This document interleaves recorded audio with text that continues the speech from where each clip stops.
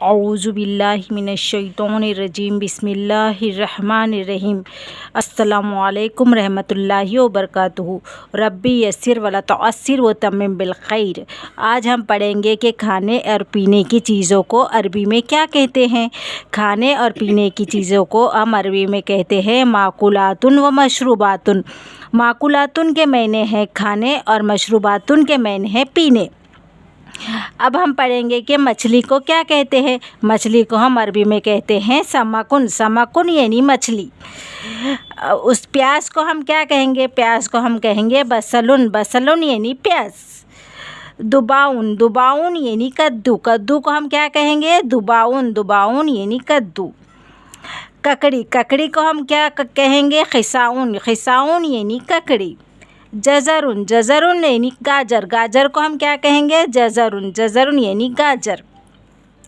असलुन। असलुन यानी शहद। शहद को हम क्या कहेंगे असलुन। असलुन के मायने हैं शहद।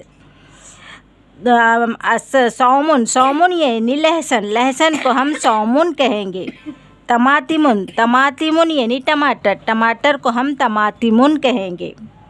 खमाहुन। खमाहुन यानी गेहूँ। गेहूँ को हम खमाहुन कहेंगे। बाजी नजानुन। बाजी नजानुन यानी बैगन। बैगन को हम बाजी नजानुन कहेंगे। आज के लिए इतना ही, आगे के एपिसोड में आपको बताऊंगी।